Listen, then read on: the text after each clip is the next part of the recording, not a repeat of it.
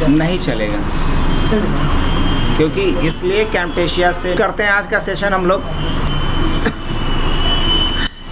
आज भर तो हम पढ़ा रहे हैं, कल आप लोगों से करवाएंगे, ठीक है?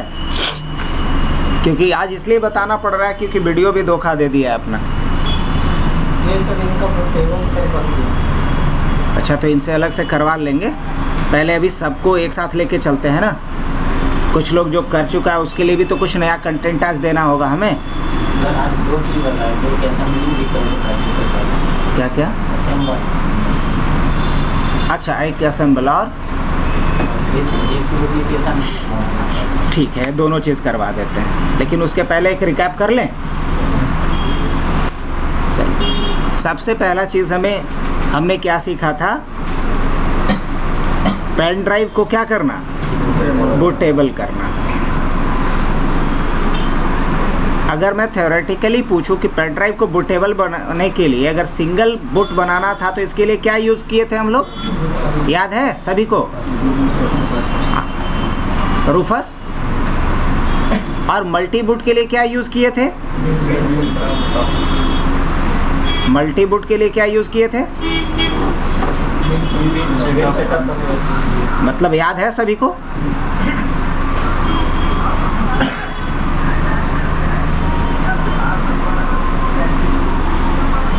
ठीक है, क्लियर यहाँ तक? अब आप लोग ऑनेस्टली बताइए कि सभी लोग को यहाँ तक का पोर्शन कंप्लीट है, मतलब कॉन्फिडेंट है कि बना लेंगे ना सब लोग? एक चीज कंफ्यूजन है सर, क्या? कैसे पता चलेगा कि वो एमबीआर में कि जीपीटी में है? हाँ, यहाँ पे थोड़ा सा आपको अपना तुक्का भी यूज़ करना पड़ेगा कि अगर मान लिया जाए कि ये मशीन है, ओल्डर मशीन है, जिसमें कि पेंटियम है, डुअल कोर है, कोर टू डुओ है, तो वहाँ जो बायोस था वो ओल्डर बायोस था, लेगेसी बायोस था, तो वहाँ आप एमबीआर रखिएगा।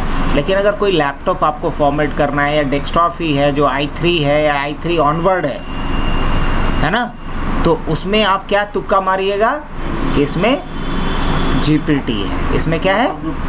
i3 में जीपीटी तुक्का मारा। हाँ हाँ, आपको यहाँ बीमवर जो होता है सर, उससे भी तो पता चल जाएगा कि 2012 का पहले का है, बाद का है।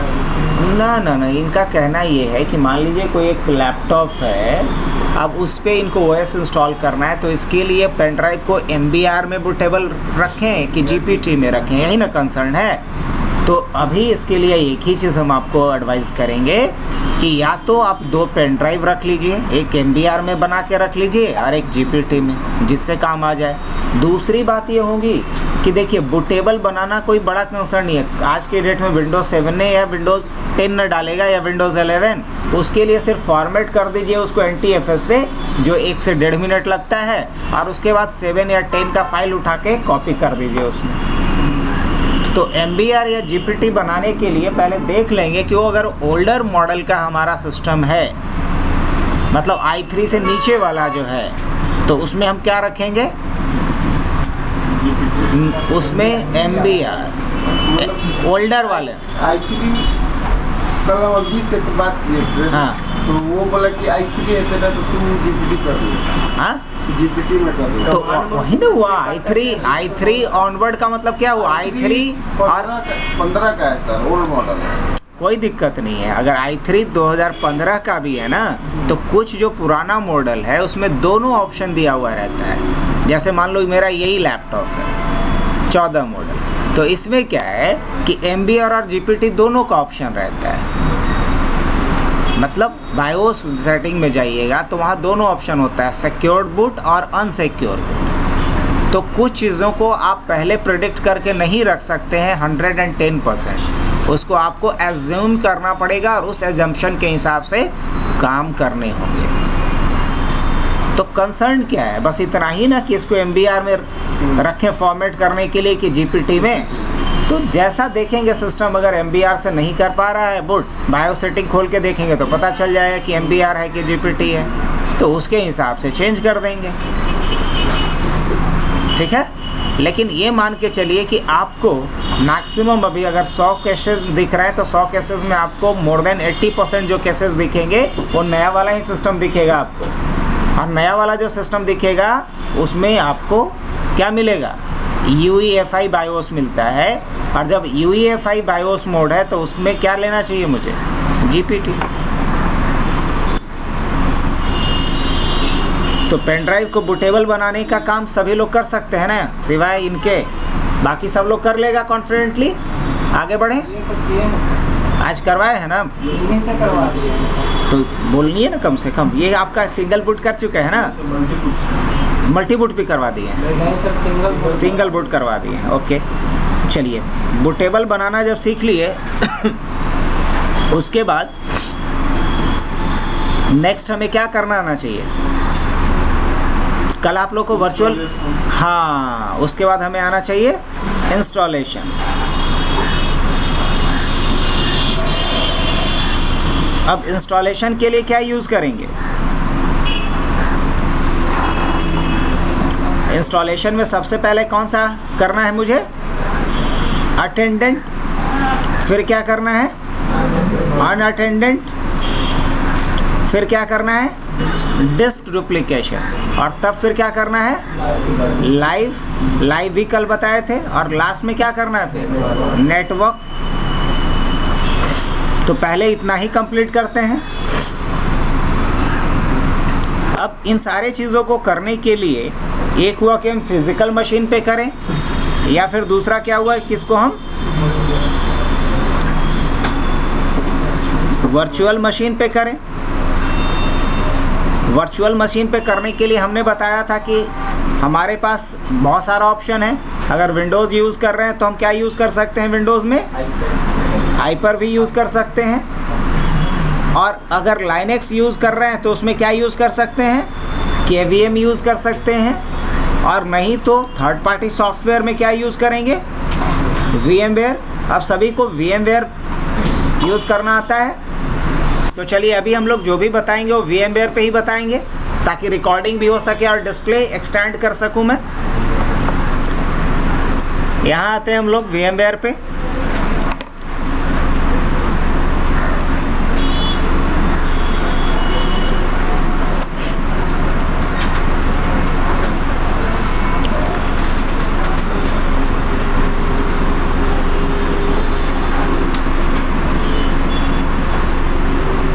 ये कल कर रहे थे तुम, शो है शुभम?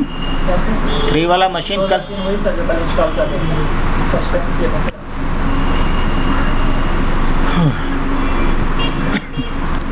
अच्छा, किसी भी इंस्टॉलेशन को अगर थोड़ा फास्ट करना हो तो कैसे करोगे?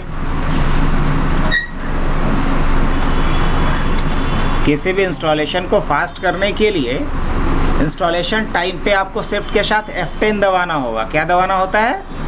शिफ्ट के साथ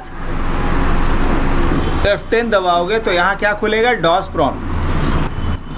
डॉस प्रॉम्प्ट पे आपको एक कमांड डालना होगा, टास्क mgr। क्या? Task mgr।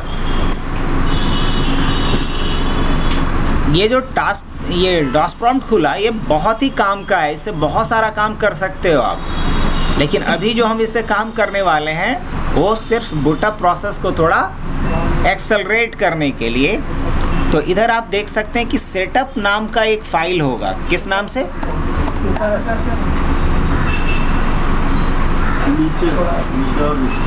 यही है ना। अब यहाँ भी देख सकते हैं कि मैक्सिमम जो है CPU का यूज़ कौन कर रहा है? यही कर रहा है। तब इसको रहने देंगे, कोई चेंजेस नहीं करेंगे। अगर ये मैक्सिमम नहीं यूज़ कर रहा होता तो देखो, यहाँ राइट क्लिक करके सेट प्रायोरिटी पे जाकर के क्या कर देते? हाई कर देते। तो इस तरीके से आप इंस्टॉलेशन टाइम को भी क्या कर सकते हैं? कम कर सकते हैं।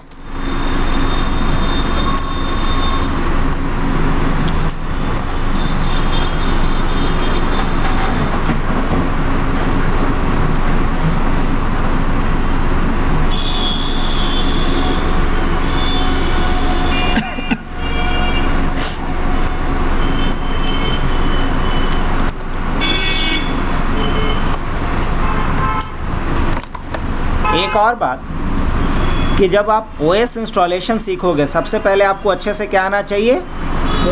75 तरह का इंस्टॉलेशन से अच्छा है कि आपको पहले एक तरह का इंस्टॉलेशन अच्छे से आना चाहिए। ओएस इंस्टॉलेशन आपको अच्छे से आना चाहिए, कम से कम अटेंडेंट ही सही, क्योंकि सबसे ज़्यादा यूज़ यही होना है। तो जब ओएस इंस्टॉलेशन आप अटेंडेंट मोड में कर रहे हैं तो आपको यहाँ कौन कौन सा ओएस इंस्टॉल करना आना चाहिए?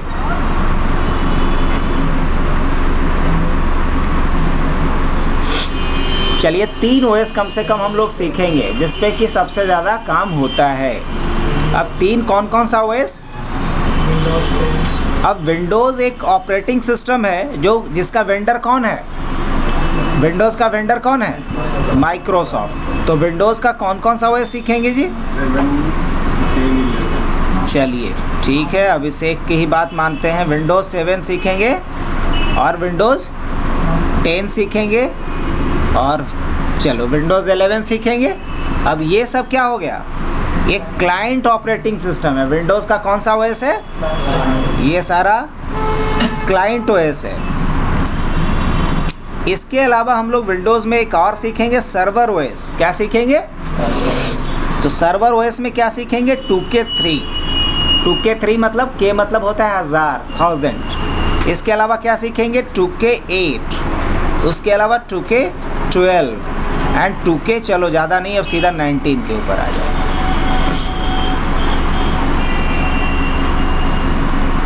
ठीक है, समझ में आ रहा है यहाँ तक? अब उसके बाद इसमें देखते हैं हम लोग सेकंड सीखेंगे हम लोग क्या? लाइनेक्स। क्या? अब यहाँ लाइनेक्स में सर्वर और क्लाइंट अलग अलग नहीं होता है। तो लाइनेक्स में हम लोग सीख सकते हैं जो पॉपुलर है अभी, या तो लाइनेक्स 5 या फिर लाइनेक्स 7, या तो लाइनेक्स 5 या तो लाइनेक्स।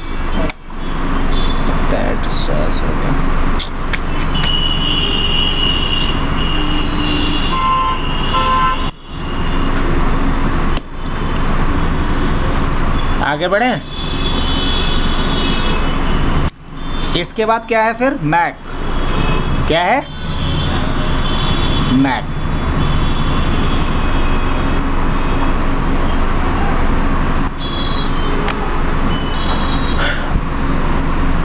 अब खुद से सवाल करके देखना है, कोई ज़रूरी नहीं कि हर चीज़ को मैं ही बताऊं यहाँ पे, क्योंकि कुछ इंस्टॉलेशन कॉमन ही होता है। लाइक किसी ने अगर विंडोज़ 7 इंस्टॉल कर दिया तो 10 भी कर सकता है। तो एक अगर हम बताएं तो एक खुद से भी ट्राई कीजिए कम से कम। अगर मान लीजिए कि सर्वर 2008 का इंस्टॉलेशन हम बता दिए तो ऐसा ही 12 और 16 और 19 का होता है, तो खुद से भी कर सकते हैं। लाइनेक्स 5 और लाइनेक्स 7 दोनों का इंस्टॉलेशन अलग अलग तरीके से होता है, तब तो यहाँ दोनों बताना पड़ेगा मुझे। अब खुद से सवाल पूछिए कि आप लोग इसमें से कौन कौन सा ओएस इंस्टॉल करना जानते हैं।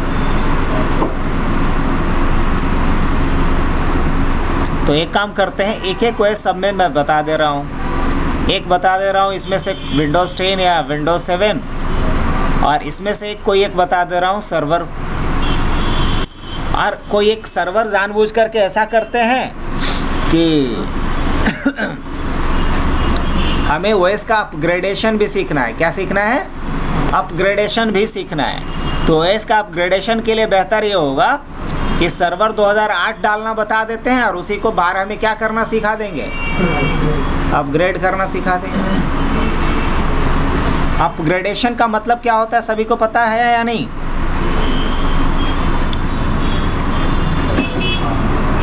अपग्रेडेशन का क्या मतलब हुआ? अपग्रेडेशन का मतलब ये हुआ लोअर वर्जन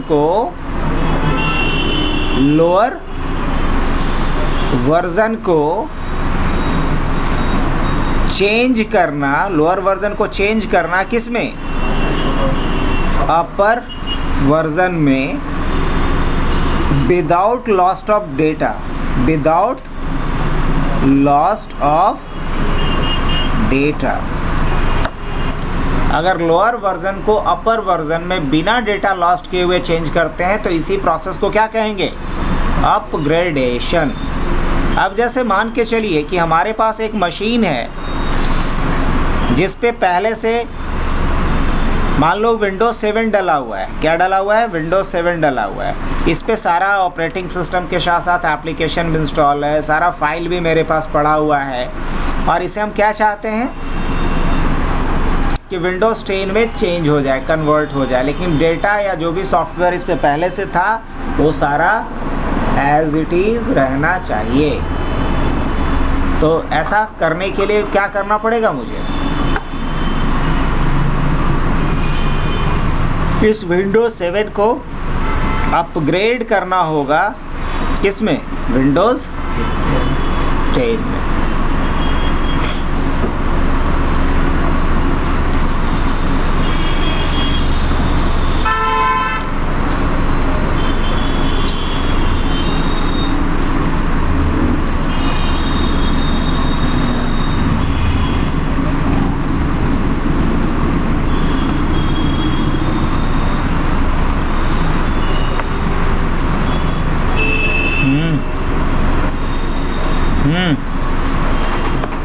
ओके,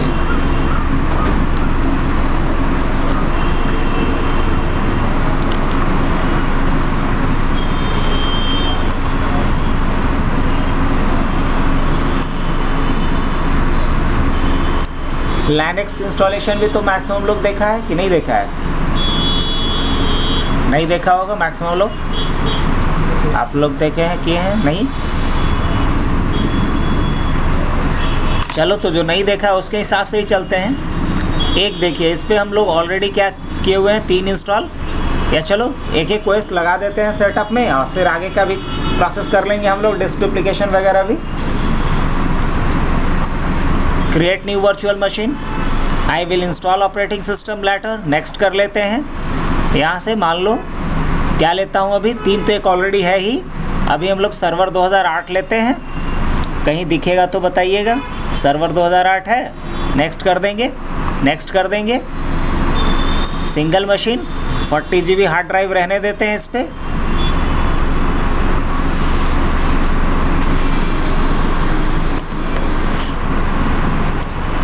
उसके बाद इसे क्या करना है, प्ले वर्चुअल मशीन, इसको स्टार्ट करने के लिए। अब अगर ये फिजिकल मशीन होता तो यहाँ पे क्या करते, फिजिकल मशीन होता तो बूटेबल पेन ड्राइव लगाते, और बूटेबल पेन ड्राइव लगाने के बाद क्या करना पड़ता, F12 प्रेस करते, बूट मेनू ऑप्शन खोलते, और उसमें बूट मेनू ऑप्शन में से किसे सेलेक्ट कर लेते, पेन ड्राइव को, USB डिवाइस को। अब एक पता नहीं किस वजह से बूट कर गया, इसलिए इसको क्या करेंगे, हम रीस्टार्ट करेंगे। और इसके लिए कहाँ गए, अभी हम प्लेयर वाले ऑप्शन पे गए, यहाँ क्लिक किए, और इसमें कहाँ गए, मैनेज पे गए, मशीन सेटिंग्स पे गए, और मशीन सेटिंग में CD DVD पे गए, ISO इमेज पे गए, ब्राउज कर दिए इसे।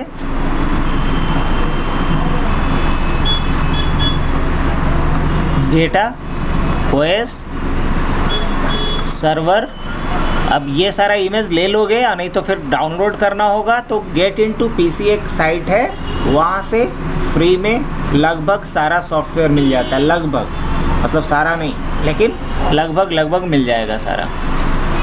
अब इसमें से हमें लेना है सर्वर, तो सर्वर के लिए ये रहा इमेज, वो देख करके पकड़ना पड़ता है कि कौन सा इमेज है इसमें सर्वर का।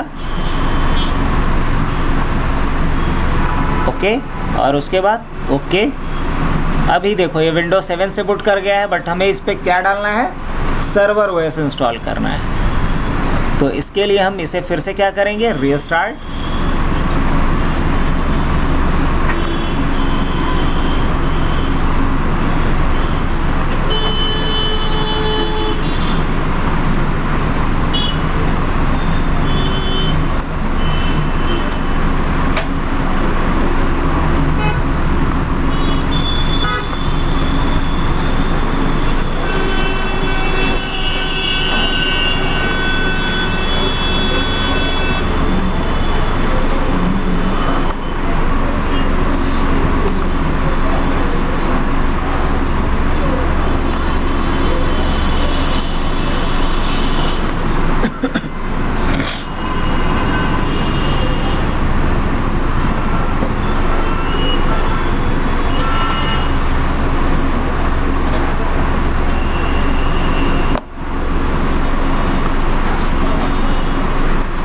चलिए तब तक एक और मशीन बना लिया जाए।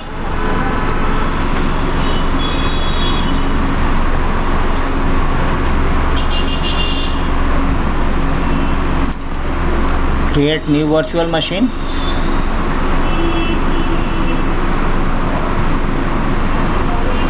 आई will install operating system later. इस पे कौन सा ओएस डाल दिया जाए बताओ। विंडोज़ वाला क्या डाल दें? विंडोज़ का एक सर्वर डालना बता दे रहे हैं अभी। क्लाइंट में क्या ले लें, 7 के 10?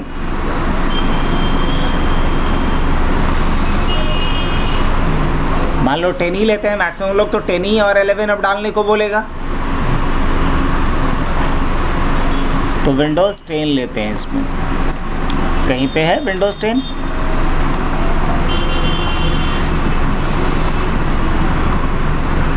GB भी दे करके काम किया जा सकता है। तो इसमें हार्ड डिस्क का साइज़ क्या रख दिया, 20 GB। चलिए इस मशीन को तब तक आगे बढ़ाते हैं, नेक्स्ट करेंगे। उसके बाद क्या करना है, इंस्टॉल नाउ। फिजिकल पे थोड़ा सा चेंज होगा क्या, पेन ड्राइव बूटेबल बनाना पड़ेगा। पेन ड्राइव जब बूटेबल बनाइएगा तो मशीन को जब आप रीस्टार्ट करेंगे, पावर ऑन करेंगे, तो F12 बटन को प्रेस करना है या फिर एस्केप बटन को प्रेस करना है और वहाँ से बूट मेनू ऑप्शन में जा कर के क्या चूज़ करना है, पेन ड्राइव को। उसके बाद का जो प्रोसेस है आप यहाँ देख सकते हैं। इसमें कौन सा OS इंस्टॉल करना है, तो सर्वर में जो सबसे बढ़िया होता है वो होता है डेटा सेंटर। कौन सा एडिशन सबसे बढ़िया होता है, डेटा सेंटर। तो यहाँ क्या चूज़ करेंगे, Windows server 2008 R2 data centre. अब इसमें भी 2 ऑप्शन है, कोर और फुल। जब कोर लिए अगर आप लेंगे तो इसमें क्या होगा, CUI मोड होगा। कौन सा मोड में इंस्टॉलेशन होगा, कमांड मोड में होगा। लेकिन अगर आप चाहते हैं कि ग्राफिकल इंटरफेस, जैसे अगर मैं बोलूँ कि जस्ट मिनट रन CMD, अगर मैं बोलूँ कि ये कौन सा मोड है बताइए, तो क्या बोलिएगा, CUI मोड है। लेकिन मैं बोलूँ कि ये कौन सा मोड है, GUI मोड है, जिसमें कि आपको स्टार्ट मेनू और ये सारे ग्राफिकल इंटरफेस दिख रहे हैं, इसको क्या बोलिएगा, GUI। तो आप जब सर्वर OS इंस्टॉल कर रहे हैं तो इस पर CUI इन्वायरमेंट चाहिए कि GUI चाहिए, GU चाहिए। और GUI इसलिए क्योंकि इसमें काम करना फ्रेशर के लिए भी इजी गोइंग होगा। तो इसमें भी हम क्या चूज़ करेंगे, फुल इंस्टॉलेशन। नेक्स्ट कर देंगे, आई एक्सेप्ट, फिर नेक्स्ट, उसके बाद कस्टम। और यहाँ या तो पार्टीशन बनाए या तो बस नेक्स्ट कर देंगे, खुद से पार्टीशन एक क्रिएट कर देगा।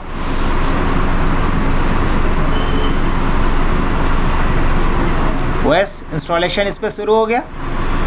अब आते हैं इसके ऊपर, ये जो 10 वाला मशीन बनाया हूँ उस पर सेटअप शुरू करना है।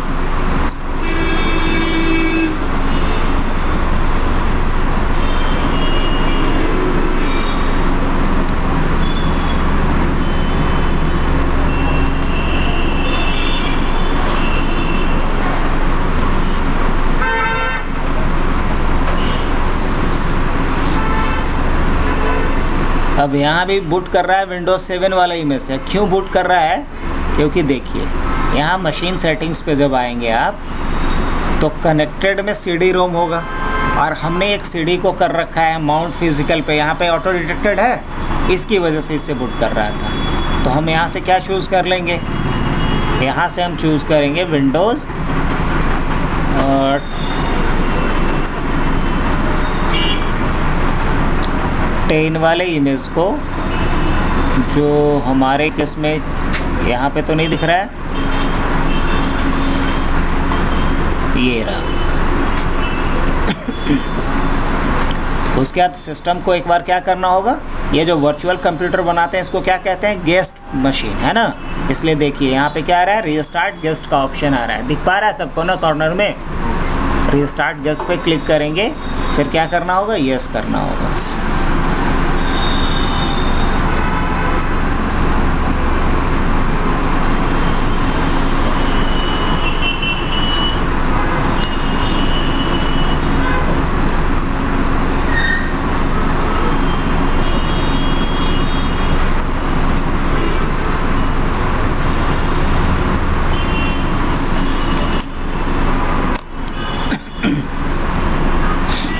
अब आते हैं ज़रा अपने इस पे थोड़ा सा हम लोग,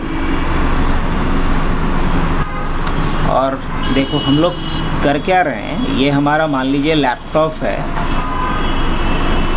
हमारा लैपटॉप है। इस लैपटॉप पे एक हमने मशीन बनाया है 2K3 का, जो अभी हमारा तैयार हो रहा है। तो 2003 का जो मशीन बनाए, कौन सा बोलेंगे? क्लाइंट की सर्वर। कौन सा OS है इस पे? सर्वर OS ही है इस पे। अब एक मशीन और हम क्या बनाए हैं इस पे? एक मशीन और बनाए हैं इस पे 2K8 का। कौन सा? अब 2K8 का जो बनाया है ये भी सर्वर है कि क्लाइंट है? सर्वर ही है। और एक मशीन और बनाया हूँ मैं, वो कौन सा? 10। ये क्या है? क्लाइंट है। तो इसमें विंडोज़ का क्लाइंट और सर्वर दोनों हो गया। अब लाइनेक्स भी बना लेते हैं। तो एक मशीन और लेते हैं जिस पे हम क्या डाल देते हैं? लाइनेक्स डाल देते हैं, लाइनेक्स। तो इस तरीके से लाइनेक्स का इंस्टॉलेशन भी हो जाएगा।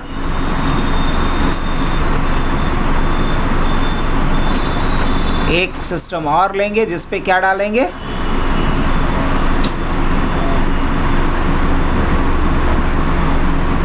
तब तो हमारा इंस्टॉलेशन का लैब कंप्लीट हो सकता है इस तरीके से।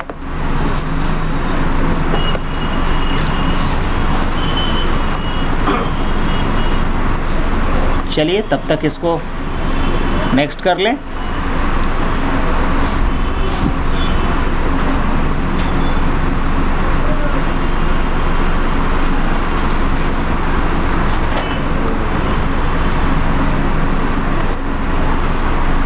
नहीं मिलेगा, नेटवर्किंग का बहुत सारा फीचर नहीं मिलेगा, इसलिए आपको क्या लेना है? प्रो लेना है, क्योंकि होम में लिमिटेड फीचर होता है, कोई भी प्रोफेशनल फीचर्स नहीं मिलेगा।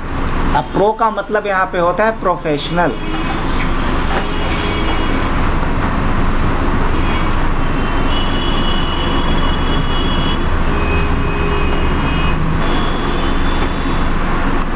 उसके बाद यहाँ क्या करना है? Accept and then next. अच्छा, जब तक एक्सेप्ट नहीं करेंगे क्या नेक्स्ट हाईलाइट होगा? नहीं, क्योंकि इसके टर्म्स कंडीशन को जब तक एक्सेप्ट नहीं करेंगे, अग्री नहीं करेंगे, तब तक इंस्टॉलेशन के लिए ऑप्शन नहीं देगा। अब इसमें क्या चूज़ करेंगे? अपग्रेड की कस्टम। अपग्रेड तब लेंगे जैसे इस पे पहले से 7 डला होता और उसको हमें 10 में चेंज करना होता तो अपग्रेड करते, बट ऐसा तो कुछ नहीं है। फ्रेश OS इंस्टॉलेशन है, इसलिए कस्टम लेंगे और उसके बाद क्या करना है? Just next.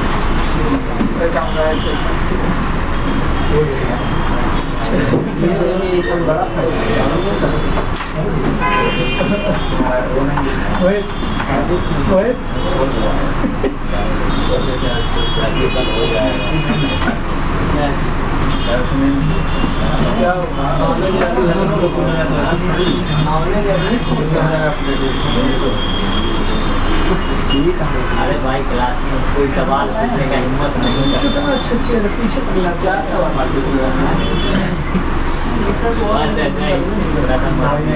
बस ऐसा ही अच्छा से नहीं चल रहा होगा।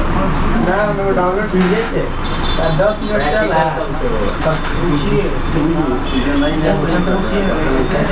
उल्टा मत पूछिए, फुल होगा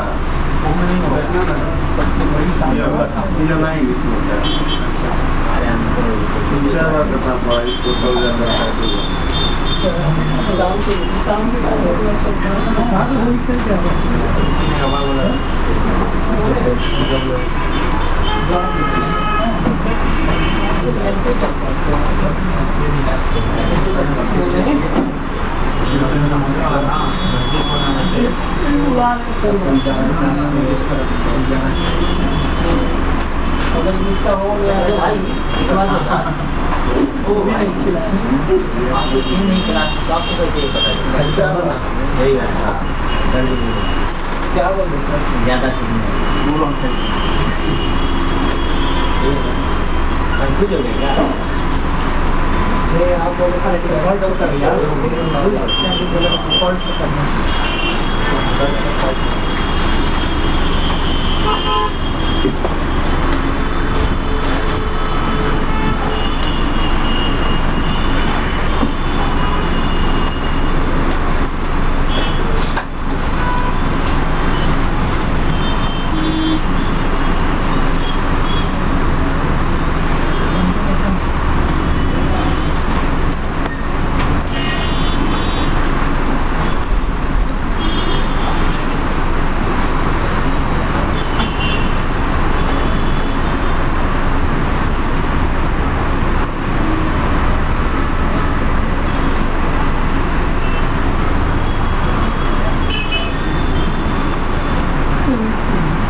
ओके, तब तक लाइनक्स सेटअप भी शुरू कर लेते हैं।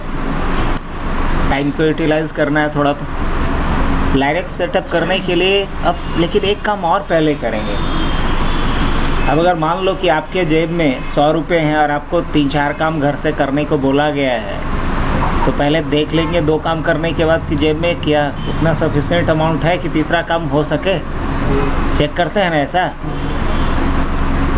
तो यहाँ किस सेंस में बोला जा रहा है कि इसमें जो हार्डवेयर रिसोर्सेज हैं लगे हुए, उसका कितना % ऑलरेडी यूज़ हो रखा है और कितना अभी बाकी है।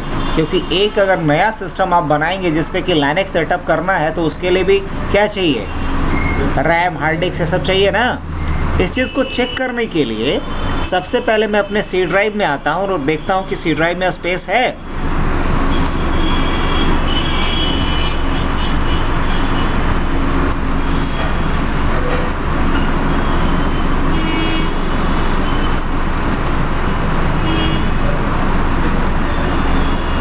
काम हो जाएगा। अभी 50 GB है ना, मोर देन 50 है।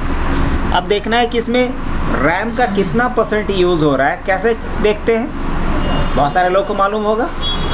टास्क मैनेजर को ओपन करने के लिए क्या की हमें क्लिक करना पड़ता है, कंट्रोल शिफ्ट एस्केप, इन तीनों की कॉम्बिनेशन को एट अ टाइम स्ट्राइक करना है।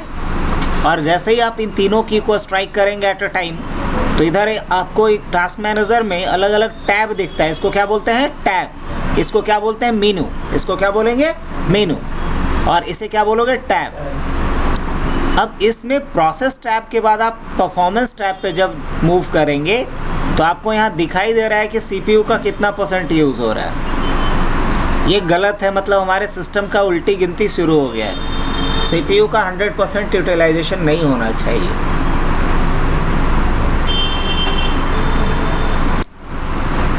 अब आता है मेमोरी के ऊपर। मेमोरी तो चलो लगभग अभी 48% हमारे पास है, मतलब रैम की कमी नहीं है। तो हमारे सिस्टम को स्लो होने के पीछे 2 रीज़न है। डिस्क का 100% यूज़ दिखा रहा है, जो नहीं होना चाहिए। डिस्क और CPU का 100% यूज़ होने का मतलब है कि इसमें अलग अलग तरह के थ्रेड्स हैं जो इंटरनली बहुत सारे रिक्वेस्ट को वो ऑटोमेटिकली जनरेट कर रहा है। जब आप लोग पढ़ोगे सिक्योरिटी के लिए इथिकल हैकिंग का कोर्सेज, तो उधर ये बताया जाता है कि जानबूझ करके कैसे आप यहाँ पर ट्रैफिक बढ़ाओगे ताकि किसी के सिस्टम का परफॉर्मेंस या नेटवर्क का परफॉर्मेंस डिग्रेड किया जाए। लेकिन यहाँ आप लोगों के पेन ड्राइव का एक कमाल है कि SSD का 100% तक यूटिलाइजेशन जा रहा है। ये जाना अपने आप में बताता है कि सिस्टम बहुत अनस्टेबल परफॉर्म कर रहा है। इसका परफॉर्मेंस बहुत अच्छा नहीं है, बिकॉज अभी तुरंत देखे थे कि 100% यूज़ था, अब कितने पे आ गया है। तो जब इसमें क्या हो रहा है एक्चुअली, एक तरीके से यहाँ पे पैकेट फ्लडिंग हो रहा है, तब तक ये पूरा डिस्क का यूज़ दिखा रहा है। जब डिस्क का यूज़ दिखाएगा तो सिस्टम का स्लो होना बिल्कुल स्वाभाविक है। CPU का भी यूज़ कभी भी 100% नहीं होना चाहिए। अगर हो रहा है तो ये रॉन्ग इंडिकेशन है आपके सिस्टम के लिए। खैर चलो, जिस स्पीड से हो कर लेते हैं। अभी एक मशीन और बनाएंगे इस पे, जिस पे हमें क्या डालना है, लाइनेक्स का इंस्टॉलेशन सीखना है। और जो मशीन बना करके आज हम लोग लाइनेक्स इंस्टॉल करेंगे उसी पे हम लोग सीख लेंगे उसका, सोना नहीं, उसी पे सीख लेंगे हम लोग पासवर्ड ब्रेक करना।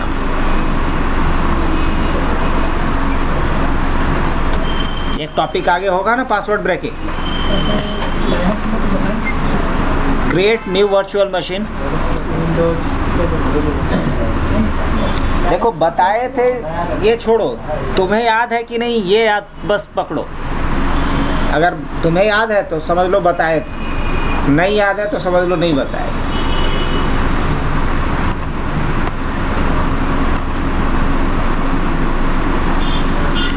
चलो लाइनेक्स में हम लोग लेटेस्ट ही लेते हैं, 7 ही लेते हैं direct.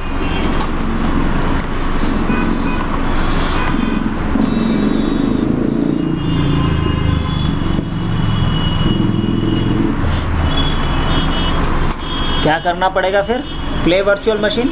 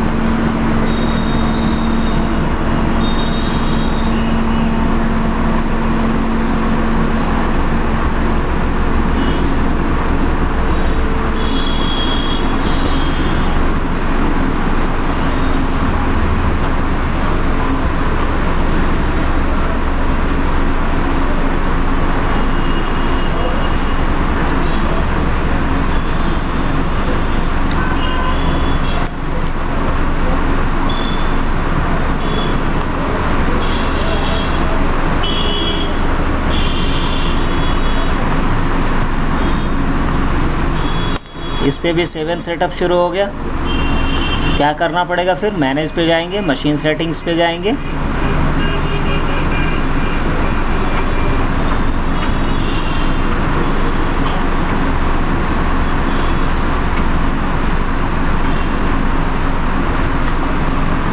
CD DVD use ISO image, browse,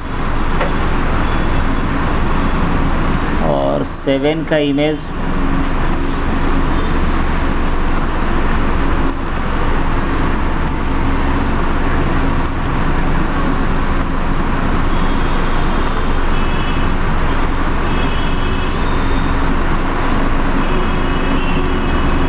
एक बार सिस्टम को रीस्टार्ट करना पड़ेगा।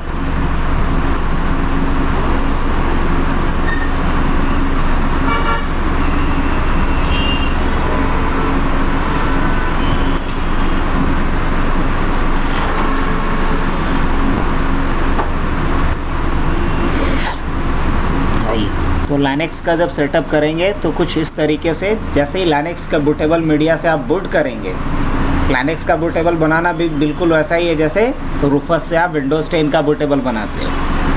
बूटेबल पेन ड्राइव बना लिए, F12 प्रेस करके पेन ड्राइव से बूट कर गए, बूट करते ही ऐसा स्क्रीन पे आपका आएगा कंसोल। इस पे क्या करना है आपको, पहले ऑप्शन पे जाना, और यहाँ माउस काम नहीं करेगा, आपको सारा काम किससे करना है, कीबोर्ड से। अब एरो की से किस पे जाएंगे, install red hat enterprise Linux 7.0, enter कर देना है।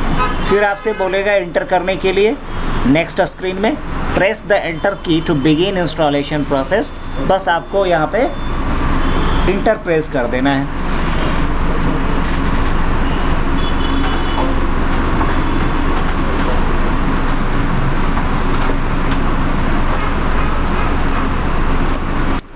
और VM पे कभी भी आपका अगर माउस पॉइंटर अगर स्ट्रक करता है तो उसको रिलीज़ करने के लिए क्या ऑप्शन है, ऑल्ट और कंट्रोल आपको प्रेस करना है।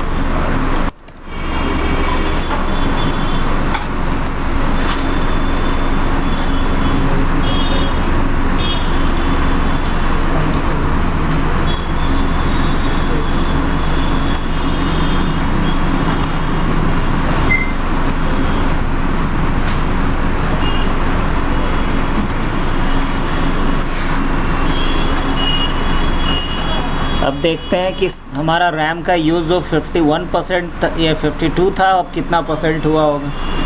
2 GB और दे चुके हो ना।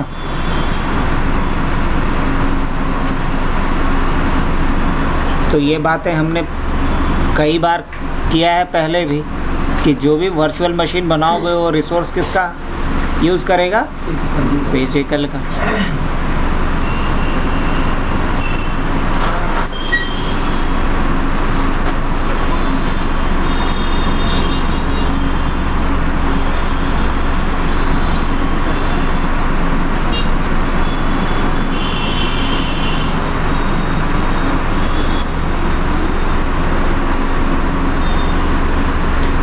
चलिए तब तक शुरुआत यहाँ से करते हैं। 2K3 का मशीन हमारा रेडी है। यहाँ लॉगिन करने के लिए अगर वर्चुअल मशीन पे दिखाई दे प्रेस कंट्रोल ऑल्ट डिलीट, तो आपको प्रेस ऑल्ट कंट्रोल डिलीट नहीं करना है, कंट्रोल ऑल्ट डेल नहीं करना है, कंट्रोल ऑल्ट और इंसर्ट करना है। लेकिन फिजिकल पे कंट्रोल ऑल्ट डेल ही करेंगे, लेकिन इस VM वाले मशीन पे करना होगा तो इंसर्ट करेंगे। तो ऑल्ट कंट्रोल इंसर्ट जैसे ही किए, लॉगिन प्रॉम्प्ट आया। यहाँ लॉगिन करने के लिए पासवर्ड इनपुट कर देते हैं। क्या पासवर्ड रखा था शुभम? 1 2 इसका तो है सर, ये बटन क्रिएट होगा, ये डायरेक्ट लॉगिन हो जाएगा सर। इंस्टॉलेशन टाइप पे नहीं पासवर्ड डाले थे ना? नहीं, ठीक है, चलो आओ 7 वाले को आगे बढ़ाते हैं। पहले लाइनेक्स 7 का सेटअप, यहाँ इंग्लिश ही रहने देंगे। कंटिन्यू।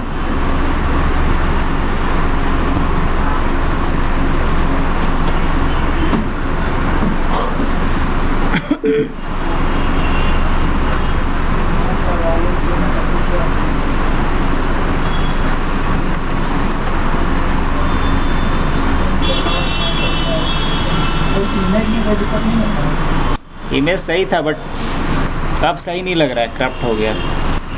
अब इसको आज हम पूरा फॉर्मेट कर देंगे। हमारे हार्ड डिस्क में ऑलमोस्ट सारा डेटा है, वही कर देंगे और FTP आज कॉन्फ़िगर कर देंगे। आप लोग मेरे में 2003 का है, एक मशीन बना लीजिए, दिखा देंगे आपसे जोड़ करके, दिखाने ना है। अब आइए इसमें, जब आप लाइनेक्स 7 इंस्टॉल कर रहे हो तो पहला चीज़ क्या चेंज करना है आपको, डेट एंड टाइम। और डेट एंड टाइम में यहाँ पे इंडिया का मैप कहाँ दिख रहा है, देखो तो इस पोजीशन पे है, बस इस पे आपको क्लिक करना है। एशिया कोलकाता आ जाएगा। आपको इधर लेफ्ट टॉप कॉर्नर पे डन बटन दिखेगा, उस पर आपको क्लिक कर देना है। टाइम जोन सेट हो गया। उसके बाद आपको आना है सॉफ्टवेयर सिलेक्शन पे, और सॉफ्टवेयर सिलेक्शन अगर मिनिमल रखते हैं तो CUI मोड में इंस्टॉल करेगा। किस मोड में करेगा? हमें क्या चाहिए? GUI चाहिए। तो इसके लिए यहाँ क्लिक करेंगे और क्या ऑप्शन चूज करेंगे? सर्वर विथ GUI, क्या लेना है, और उसके बाद क्या कर देंगे? डन। अब एक बार ये चेक करेगा इंस्टॉलेशन मीडिया को कि GUI के लिए जितने भी पैकेज चाहिए वो सब इसमें है या नहीं। और अगर आप लोग लाइनेक्स 7 करके इंस्टॉल दिखा दिए तो अब इसमें भी अलग अलग फ्लेवर आता है। लाइक कुछ लोग बोलेंगे कि हमारे पे CentOS डाल दीजिए, कुछ लोग बोलेंगे उबंटू डाल दीजिए, कुछ लोग बोलेंगे मिंट डाल दीजिए, कुछ लोग बोलेंगे फेडोरा डाल दीजिए। तो ये लाइनेक्स का ही अलग अलग क्या है, फ्लेवर है। जैसे आप अगर कोई लेने जा रहे हैं आइसक्रीम तो बोला जाता है कौन सा फ्लेवर चाहिए, तो उसी तरीके से है ये लाइनेक्स ही, लेकिन उसका अलग अलग फ्लेवर मिलेगा। अब इसमें नेक्स्ट ऑप्शन किस पे जाएंगे हम लोग?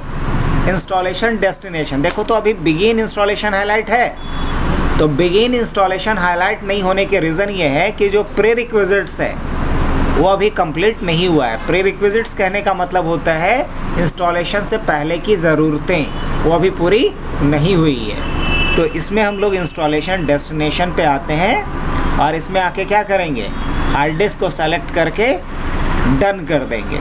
अब इस पे पार्टीशन बनाने का भी 2 तरीका है। मैनुअली करना होगा तो ये आई विल कॉन्फ़िगर पार्टीशनिंग लेंगे, और हम चाहते हैं कि अपने आप हो जाए तो क्या लेंगे, ऑटोमेटिकली कॉन्फ़िगर पार्टीशनिंग, ये सेलेक्ट किया और सेलेक्ट करके क्या कर देंगे, डन। जैसे ही डन किए, अभी भी ये क्या कह रहा है, ऑटोमेटिक पार्टीशनिंग सेलेक्टेड, लेकिन हार्ड डिस्क अभी सेलेक्ट नहीं हुआ। फिर से यहाँ क्लिक करके क्या करेंगे, डन।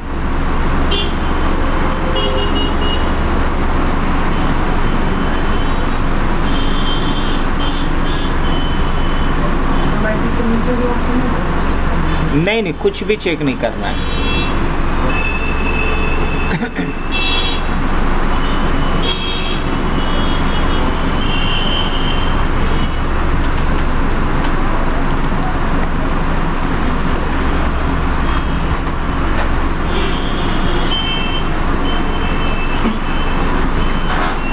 चलो 2003 वाला ये मशीन हमारा फाइनली बूट कर चुका है।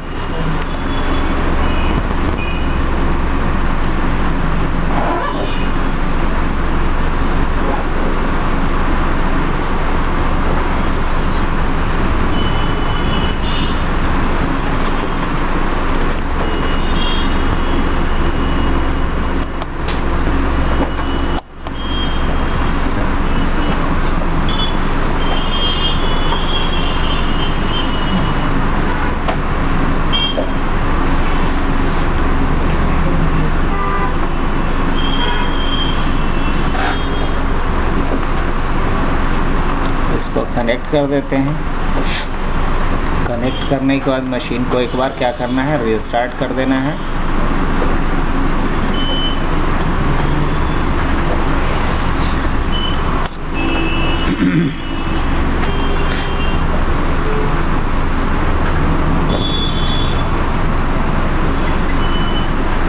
इसमें कौन सा ऑप्शन लेना था, इंस्टॉल वाला फर्स्ट ऑप्शन, अप एरो की से जाना था। यहाँ बोल रहा है एंटर करने के लिए, एंटर करके वेट करेंगे थोड़ा।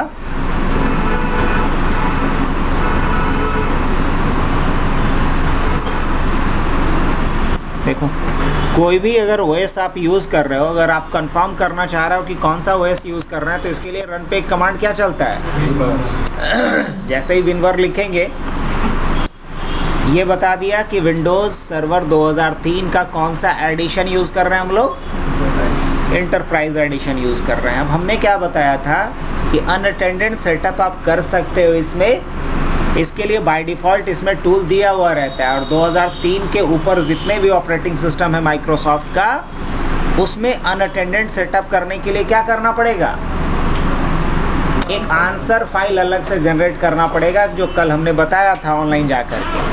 अभी फ़िलहाल देखो तो इसमें 20 GB में 18 GB क्या दिखा रहा है, अभी फ्री ही दिखा रहा है। अच्छी बात है। अभी क्या करना है मुझे, इसमें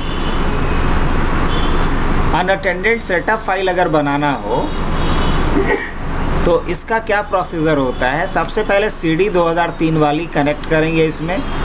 तो इसके लिए वर्चुअल मशीन सेटिंग्स पे जाएंगे।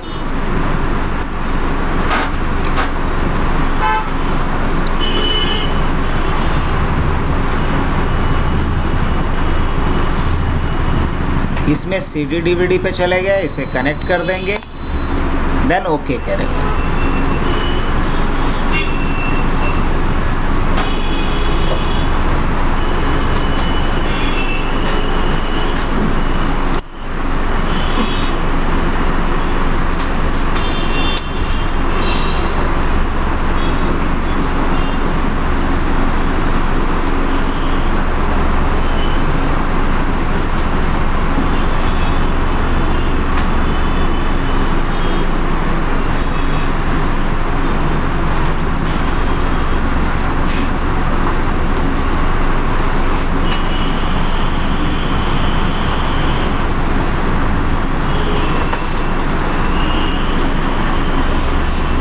यहाँ से CD को ब्राउज करेंगे तो राइट क्लिक किए और इसमें ऑप्शन कौन सा है, एक्सप्लोर का। जैसे ही एक्सप्लोर करेंगे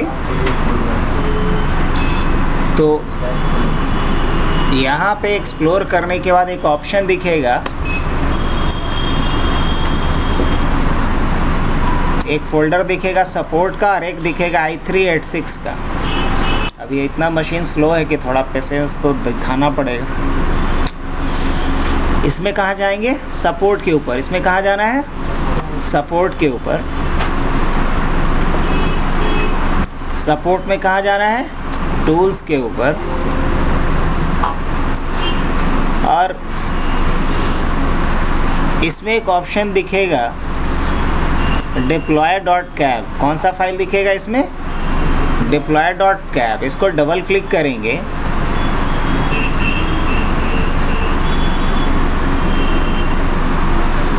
अब डिप्लॉय में जब जाओगे तो यहाँ देखो सिस्प्रेप भी दिख रहा है क्या? ये सुना हुआ नाम लग रहा है पहले से। कल बताए थे सिस्प्रेप किसके लिए यूज़ होता था? डिस्क डुप्लीकेशन के लिए। किसके लिए? और आपको अभी क्या करना है? अनअटेंडेंट। तो अनअटेंडेंट के लिए क्या यूज़ होता है? Setup MGR। अनअटेंडेंट के लिए क्या होता है? इस पर जैसे डबल क्लिक करेंगे आप तो पूछेगा कि इसको कहाँ एक्सट्रैक्ट करना है। कंप्रेस्ड फाइल होता है तो सी ड्राइव में एक्सट्रैक्ट कर दो। तो सी ड्राइव को सेलेक्ट करके एक्सट्रैक्ट पे क्लिक कर देंगे। अब यहाँ आकर के मैं देखूँ तो सी ड्राइव में मुझे एक सेटअप mgr.exe फाइल दिखेगा। दिखने लगा? उसके बाद इस फाइल पर डबल क्लिक करेंगे।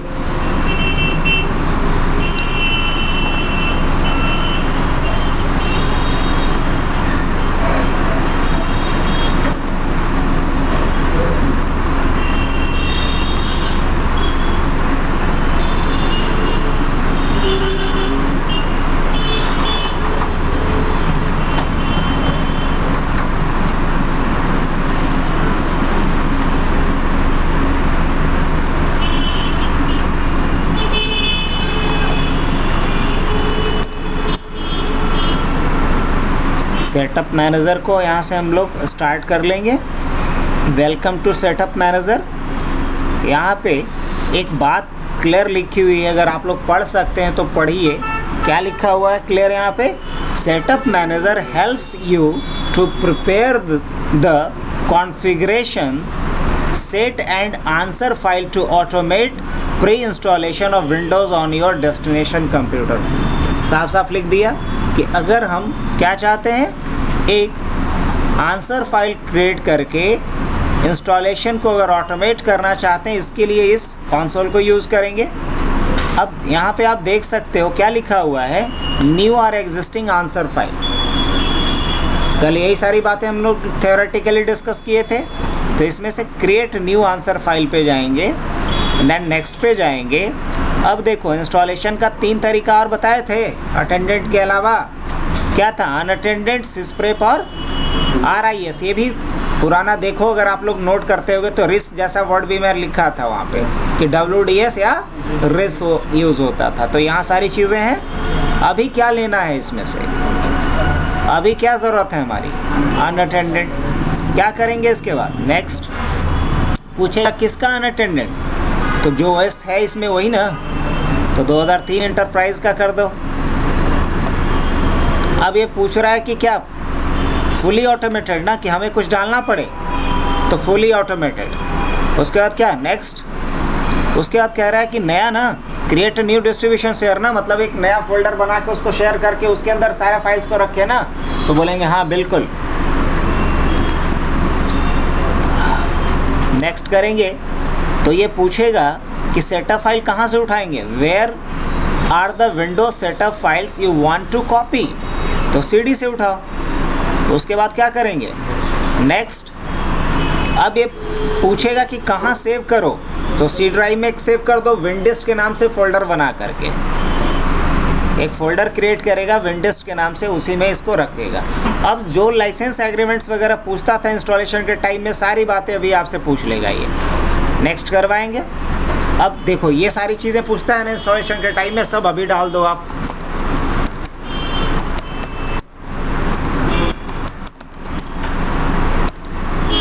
टाइम जोन वगैरह क्या डालना है, अब प्रोडक्ट की क्या डालना है, ये सारी चीज़ें यहाँ से आप डाल दीजिए। JB73D PPY Y2G YGXHV WX7XD TYD HM, ये प्रोडक्ट की अगर याद है डाल दीजिए, नहीं याद है छोड़ दीजिए। लाइसेंसिंग मोड डाल दीजिए, कंप्यूटर का नाम क्या रखना है वो आप डाल दीजिए। मान लीजिए कंप्यूटर का नाम हमें रखना है नोड 22, ऐड कर देता हूँ इसे। नेक्स्ट, पासवर्ड यूज़र के लिए कुछ रखना है तो ठीक है, पासवर्ड भी रख देता हूँ मैं abc@123, abc@123। एक बार खुद से लॉगिन होना चाहिए। When a destination computer starts automatically login as administrator. Next, IP वगैरह नहीं आता है मेरे को कि क्या होता है, इसलिए हम क्या लेंगे यहाँ पे टिपिकल सेटिंग। अगर आईपी का नॉलेज होगा तो क्या लेंगे, कस्टम सेटिंग। अभी टिपिकल ही रहने देते हैं। जहाँ भी इंस्टॉलेशन में टिपिकल और कस्टम बोले तो समझ लेना ये है कि अगर डिफ़ॉल्ट ऑप्शंस के साथ आगे बढ़ना है तो क्या रखेंगे, टिपिकल। और अगर मुझे कस्टमाइज़ करना है तो क्या लेंगे, कस्टम। वर्क ग्रुप में रहेगा या डोमेन में, तो बाय डिफ़ॉल्ट वर्क ग्रुप में ही रहने देंगे। सारा कुछ यहाँ पे आप डाल दो। लास्ट में क्या करना पड़ेगा, फिनिश। और विंडोज़ के अंदर देखो अनअटेंडेड के नाम से क्या क्रिएट करेगा, एक आंसर फाइल क्रिएट करेगा। अब ये क्रिएट हो रहा है, अभी इसमें कुछ नहीं करना है। जब ये क्रिएट हो जाएगा तो बस उस सेटअप पे क्लिक करके हमें सो जाना है और देखना है कि ये खुद से ओएस इंस्टॉल कर दिया या नहीं। अगर बिना पूछे, बिना कुछ इनपुट लिए अगर ओएस इंस्टॉल कर देगा तो क्या समझ लेंगे, अनअटेंडेड इंस्टॉलेशन हो गया। इसमें जो हम लोग कंप्यूटर नेम डाल रहे हैं तो जिस सिस्टम पे चलाएंगे वो सबका वही रहेगा। अगर ऐसा करना है कि सारे का अलग लेते जाते हो, तब वो एक नीचे में ऑटोमेटिक का ऑप्शन आया था, उसको चेक करना है। तो वो इसका जो एल्गोरिदम होगा उसके हिसाब से रैंडमली वो नाम नंबर्स के साथ कंबाइन करके जनरेट करेगा। अब आप लाइनक्स 7 वाला इंस्टॉलेशन पेंडिंग था, उसको आगे बढ़ा दें। कंटिन्यू। अभी यहाँ बताने की कोई ज़रूरत नहीं है क्योंकि हम लोग वहाँ सॉफ्टवेयर सिलेक्शन तक पहुँच गए थे। बीच में एरर आया था इसलिए मशीन रीस्टार्ट हुआ। इसमें सॉफ्टवेयर सिलेक्शन पे ही आएंगे डायरेक्ट हम, क्योंकि ये सारी चीज़ें बाद में भी चेंज किया जा सकता है।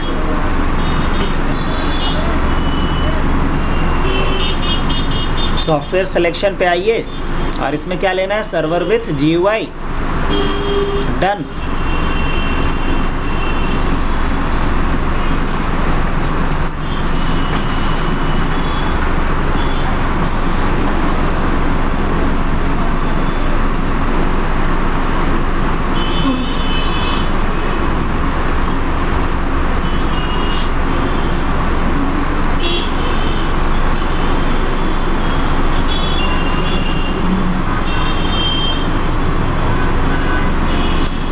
उसके बाद कहाँ आना था, हार्ड डिस्क वाले पे इसको सेलेक्ट करना था, सेलेक्ट करके जस्ट डन पे क्लिक कर देना था। वापस से इस पे आना है, क्लिक करना था और डन पे क्लिक कर देना था। हो गया। क्या दिख रहा है यहाँ पे, ऑटोमेटिक पार्टीशनिंग सेलेक्टेड। अब बिगिन इंस्टॉलेशन हाईलाइट हुआ, बस इस पे क्लिक कर देना है। अब हम लोग पहले भी जाने हैं कि विंडोज़ ऑपरेटिंग सिस्टम में, विंडोज़ वाले सिस्टम पे सबसे पावरफुल यूज़र कौन होता है, एडमिनिस्ट्रेटर। तो लाइनक्स में सबसे जो पावरफुल या सुपर यूज़र जो होता है उसे क्या कहते हैं, रूट। तो रूट का पासवर्ड ब्लैंक रखना तो सही नहीं है, इसलिए रूट का पासवर्ड यहाँ आकर के abc@123। एक बार और डन पे क्लिक करो तो एक्सेप्ट कर लेगा। अब क्या दिखा रहे हैं यहाँ पे, रूट पासवर्ड सेट। अगर कोई यूज़र भी बनाना है तो यहाँ से बना सकते हो। रूट के अलावा और कौन कौन इस मशीन पे काम करेगा लॉगिन करके, उसके लिए यहाँ पे अकाउंट बनाना होता है। तो अभी भी बना सकते हैं और बाद में भी बना सकते हैं अकाउंट। ऐसा कोई मैंडेटरी नहीं है कि अकाउंट अभी ही क्रिएट किया जाए। तो ये हमारा लगभग लाइनक्स 7 का इंस्टॉलेशन कंप्लीट होने वाला है। और जब ये इंस्टॉल हो जाएगा तो किसी भी सिस्टम पे जब ओएस इंस्टॉल करते हैं तो उसका 2 फेज़ मान के चलिए। एक फेज़ जो है वो प्री इंस्टॉलेशन है और एक क्या है, पोस्ट इंस्टॉलेशन है। तो इंस्टॉलेशन के बाद इस सेटअप को फाइनलाइज करना होता है। तो फाइनलाइज करते वक्त आपसे पूछेगा रजिस्टर करना है इसको, तो ये सारी जानकारी भी इसके बाद आपसे मांगेगा। तो अभी प्री इंस्टॉलेशन चलने देते हैं, उसके बाद जब पोस्ट इंस्टॉलेशन फेज़ में आएंगे तो इस मशीन के ऊपर आते हैं। मीनवाइल ये हमारा 10 वाला मशीन है ना, ये देखो इंस्टॉलेशन, इसमें क्या कर देते हैं, प्रोडक्ट की मांग रहा है तो क्या कर देंगे, डू इट लेटर। मेरे पास कोई प्रोडक्ट की इसके लिए है नहीं एक्चुअली। यहाँ क्या लेना चाहिए मुझे,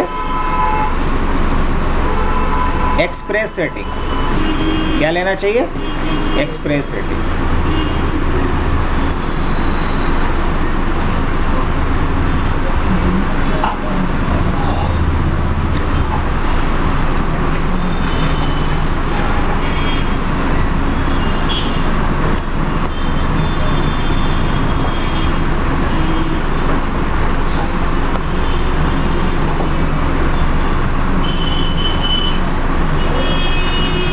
देखिए 8 वाला भी मशीन हमारा रेडी है। तो ये जो 8 वाला मशीन है इसके लिए क्या कह रहा है, the user password must be change before log in on this first time. तो क्या करना है यहाँ पे, ओके। और इसके लिए भी पासवर्ड सेट कर देते हैं abc@123, abc@123। पासवर्ड चेंज हो गया, लॉगिन कर जाता हूँ मैं।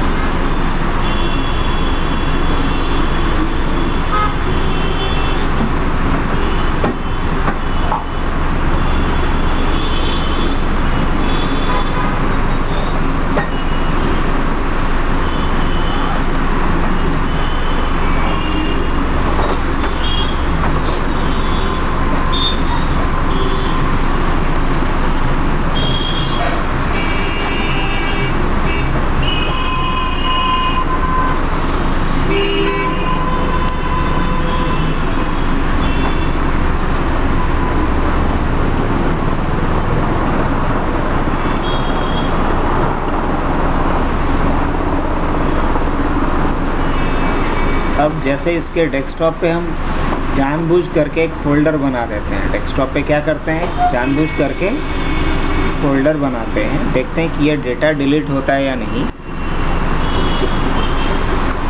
इसके अलावा यहाँ कुछ यूज़र अकाउंट बना देते हैं। यूज़र अकाउंट बनाने का क्या तरीका बताया है, आप लोग को बताया ना अकाउंट बनाना। क्या लिखेंगे यहाँ पे, CMD खोल करके नेट यूज़र, और पहले देख लेते हैं नेट यूज़र से कि कितना यूज़र अकाउंट है इस पर। तो अभी सिर्फ गेस्ट है और एडमिनिस्ट्रेटर है। अगर कोई नया यूज़र अकाउंट बनाना है तो क्या नेट यूज़र, मान लो राम, और इसके लिए जो पासवर्ड आपको रखना है वो पासवर्ड /add। अब अगर आप देखते हैं यहाँ पे नेट यूज़र करके तो क्या दिखाएगा, एक एक्स्ट्रा यूज़र राम दिखाने लगा। अगर एक और यूज़र बनाना है मुझे राम के अलावा, मान लीजिए श्याम, एंटर करते हैं, नेट यूज़र से देखेंगे तो क्या दिखाएगा, 2 यूज़र, एक राम और एक श्याम। तो जानबूझ करके यहाँ पे कुछ हमने यूज़र भी बना दिया, कुछ एक फोल्डर भी बना दिया, एक मान लीजिए कि कोई फाइल भी बना देते हैं रिपोर्ट के नाम से। अब हम अगर चाहते हैं कि विंडोज़ मुझे सर्वर 12 यूज़ करना है, इस पे सर्वर 8 यूज़ नहीं करना है, क्योंकि सर्वर 12 में फीचर्स ज़्यादा है एज़ कम्पेयर टू सर्वर 8, और मुझे सर्वर 12 का अगर फीचर यूज़ करना है यहाँ पे, तो हम इसे किस में कन्वर्ट करना चाहेंगे, सर्वर 12 में। लेकिन शर्त ये होगी कि जो भी इसमें डेटा है, जो भी सॉफ्टवेयर है, जो भी कॉन्फ़िगरेशन किया गया है, वो सब क्या रहना चाहिए, सेम एज इट इज़ रहना चाहिए, वो सारा ख़त्म नहीं होना चाहिए। तो उस केस में क्या करते हैं हम लोग, अपग्रेडेशन करते हैं। क्या करते हैं, अपग्रेडेशन करते हैं। तो अपग्रेडेशन के लिए क्या करेंगे आप यहाँ पे, तो अपग्रेडेशन के लिए आपको एज सिंपल उस ओएस का इमेज इसमें कनेक्ट करना पड़ेगा या सीडी उसकी लगानी पड़ेगी जिसमें इसको करना है अपग्रेड। पहला स्टेप कि जिस ओएस में अपग्रेड करना है उसका इसमें क्या लगाना पड़ेगा, सीडी डीवीडी या पेन ड्राइव बूटेबल लगाना पड़ेगा। उसके बाद क्या करेंगे, यहाँ से ब्राउज कर लेंगे सर्वर 12 को या जिसमें भी अपग्रेड करना है। लेकिन अपग्रेडेशन का कुछ अपना कायदा है, कुछ रूल है। अपग्रेडेशन हमेशा लोअर टू हायर होता है और अपग्रेडेशन हमेशा सेम स्ट्रीम में होता है। मतलब सर्वर को सर्वर के साथ, क्लाइंट को क्लाइंट के साथ अपग्रेड करते हैं। सर्वर अपग्रेडेशन जो होगा सेम एडिशन में होगा। अगर मान लो कि इंटरप्राइज है तो इंटरप्राइज में होगा, डेटा सेंटर है तो डेटा सेंटर में ही होगा। इस बात का भी ध्यान रखना होता है।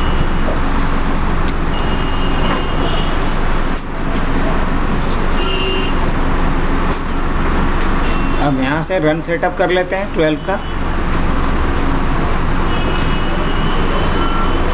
क्या करेंगे इसमें, इंस्टॉल नाउ।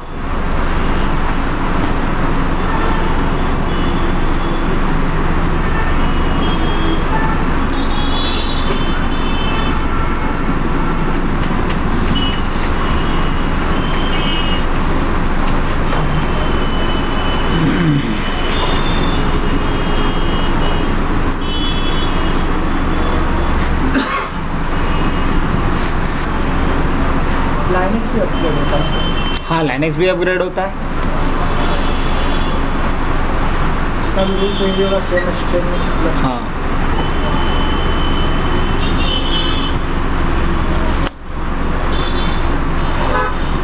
अब देखो यहाँ क्या करना है, नो थैंक्स। अब यहाँ प्रोडक्ट की मांगेगा W3 GGN FT8W3 और उसके बाद क्या है जी, है लिखा हुआ किसी पे कि गूगल करना पड़ेगा। क्या, विकास कुमार।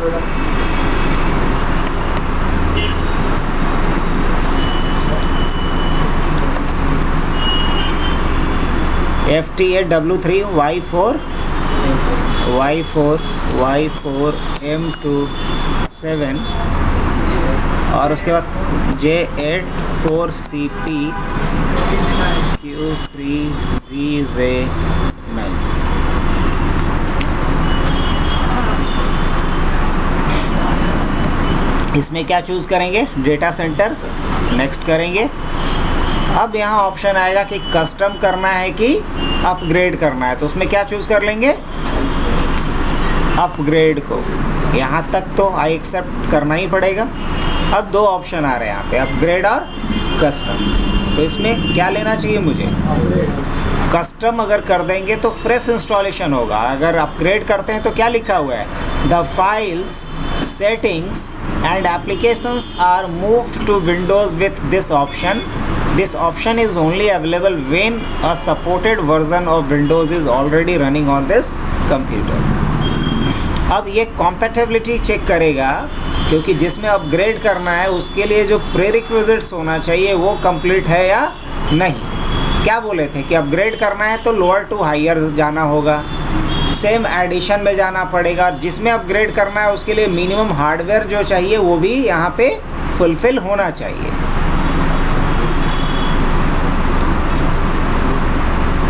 तो अभी कॉम्पेटेबिलिटी चेक करेगा, अगर ये कॉम्पेटेबल रहा तब तो ठीक है, अगर कॉम्पेटेबल नहीं रहा तो अभी एक एरर ये प्रोड्यूस करेगा।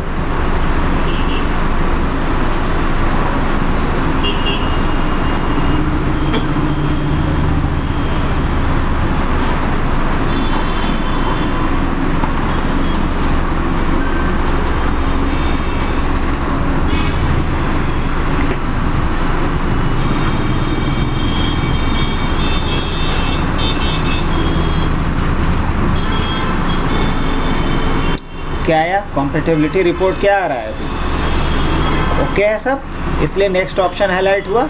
अब देखिए जब ओएस इंस्टॉल करते हैं तो क्या लिखता है उसमें, इंस्टॉलिंग विंडोज़। अभी क्या लिख रहा है, अपग्रेडिंग विंडोज़। अब जब अपग्रेड होगा उसके बाद हम क्रॉस चेक करेंगे कि डेस्कटॉप पे जो फोल्डर था और फाइल था वो बचा हुआ रहा कि नहीं, और दूसरा कि जो यूज़र बनाए थे राम और श्याम वो भी रहना चाहिए। लेकिन ओएस किस में चेंज हो चुका होगा, 12 में।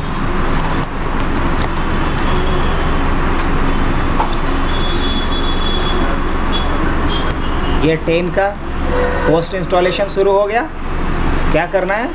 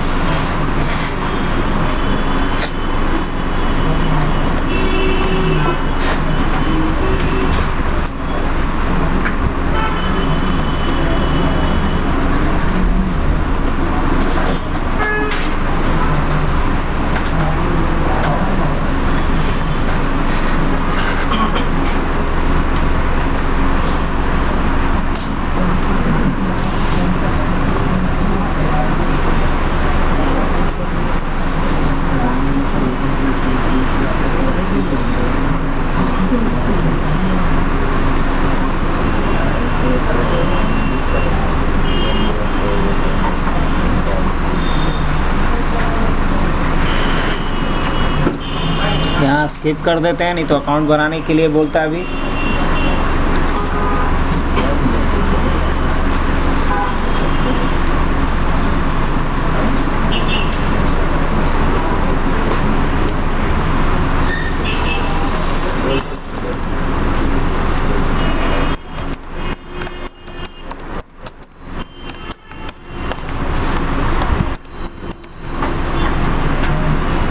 तो यूज़र नेम पासवर्ड और पासवर्ड हिंट डाल करके नेक्स्ट कर देना है आपको।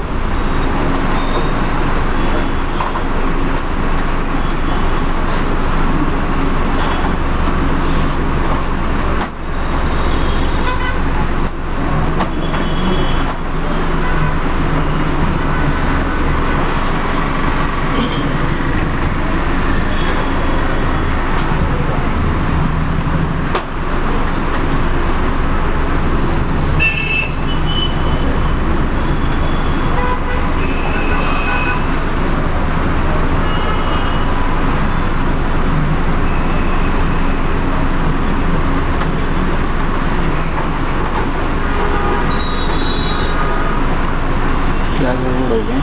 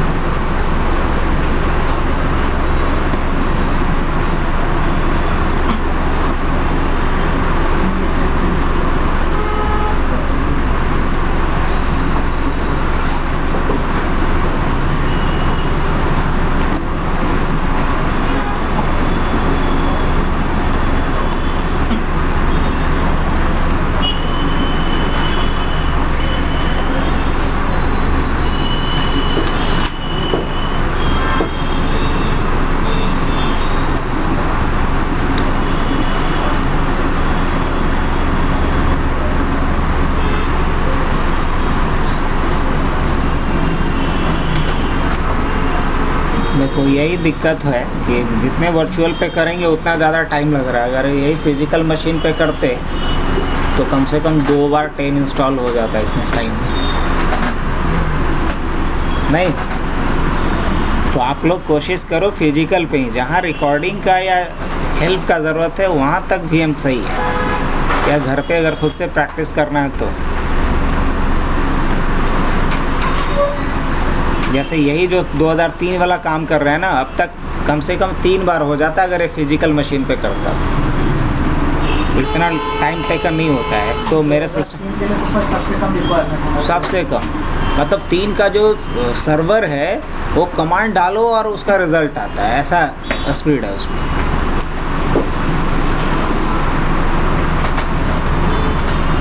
क्योंकि बहुत लाइट वेट बनाया गया है इसको।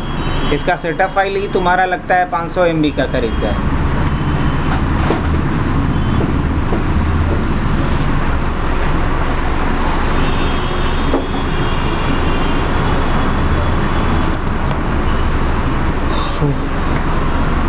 चलिए, तो आज के लिए हम लोग सेशन यहीं तक का रखते हैं। जिसके पास टाइम होगा वो बैठ करके करेंगे, नहीं तो कल फिर आइए। जिसको कि इंस्टॉलेशन वगैरह में दिक्कत है वो कोशिश कीजिए कि 8 सवा 8 तक आ जाएं और वो करें, ताकि कम समय में पूरा टॉपिक कंप्लीट करना है ना। यही मजबूरी है कि हम भी एक साथ मल्टीपल प्रोसेस अभी कर रहे हैं, और नहीं तो सिस्टम के ऊपर भी इतना अत्याचार नहीं करना होता। एक मशीन पे सारा काम कर लेते तब दूसरा मशीन बनाते, तो इतना स्लो डाउन भी नहीं होता।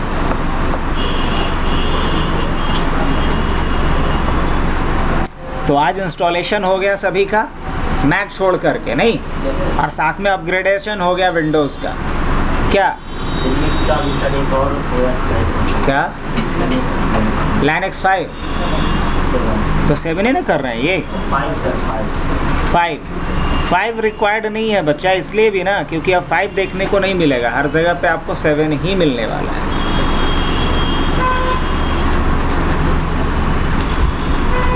और 7 ज़्यादा कॉम्प्लिकेटेड भी है 5 से। तो सर कमांड मोड से कैसे क्या वहाँ पे आप मतलब GUI या हाँ, कमांड मोड कमांड मोड नहीं होता है। इंस्टॉलेशन के लिए बस ऑप्शन चूज़ करना होगा। जब इंस्टॉल करेगा तो जो आपको इंटरफेस देगा ना वो CY देगा। हाँ, वो CY देगा। और वो कैसा दिखेगा अभी हम खोल नहीं सकते हैं, ऑलरेडी करा हुआ। बस उस ऑप्शन को लोगे ना, वहाँ पे कोर वाला ऑप्शन, तो सिर्फ कमांड प्रॉम्प्ट दिखेगा, डॉस जैसा इन्वायरमेंट दिखेगा। कल दिखा देंगे। अभी जो मशीन जितना खुला हुआ है उसको खोलेंगे तो पूरी तरीके से ये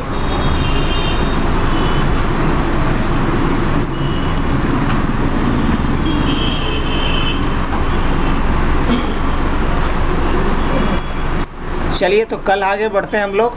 कल macOS, कल अपना लैपटॉप लेते हैं ना तो विकास, कल macOS इंस्टॉलेशन सिखा देंगे। और फिर अनअटेंडेड के लिए यहाँ तैयार कर ही चुके हैं, डिस्क डुप्लीकेशन कल बताएंगे।